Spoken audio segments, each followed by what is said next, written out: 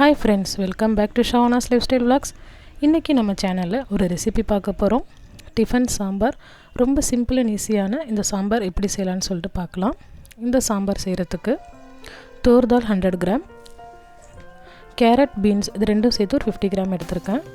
brinjal and potato 50 gram, onion 2 and tomato 2, green chillies 4, garlic 4, sambar powder 2 tablespoon, turmeric powder 1/2 tablespoon, chilli powder 1 tablespoon, salt as required. தாளிக்கிறதுக்கு mustard seeds, red chillies, curry leaves, Asafoetida பெருங்காயம் எடுத்துர்க்கேன். ஒரு pressure குக்கரில் 2 to 3 times தோர்தாலை நல்லா wash பண்ணிவிட்டு add பண்ணிக்கலாம். 2 finely chopped onions,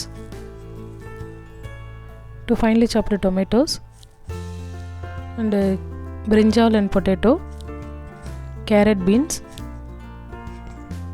green chillies and garlic, turmeric powder 1.5 tablespoon, chilli powder 2 tablespoon, sambar powder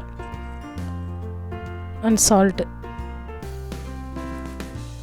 இதை add பண்ணிவிட்டு நம்ம வாட்டர் ஆட் பண்ணிக்கலாம். இதை இப்போ நம்ம மிக்ஸ் பண்ணிக்கலாம்.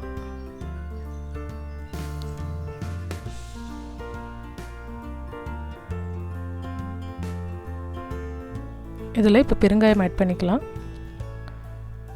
நல்லா மிக்ஸ் பண்ணிவிட்டு குக்கர் லிட் க்ளோஸ் பண்ணிவிட்டு விசில் போட்டுக்கலாம். இப்போ ஸ்டவ் ஆன் பண்ணிக்கலாம்.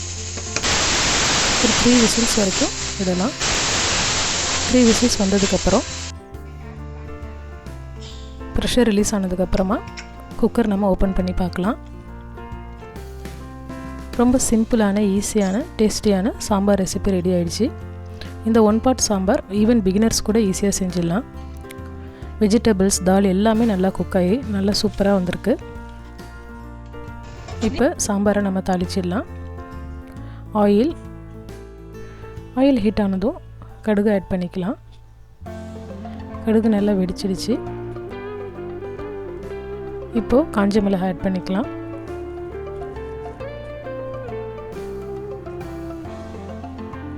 கொஞ்சம் பெருங்காயத்தூள் அண்ட் கறி லீவ்ஸ் எல்லாம் ஆட் பண்ணிவிட்டு இப்போ இந்த தாளிப்பை நம்ம சாம்பாரில் ஆட் பண்ணிடலாம்.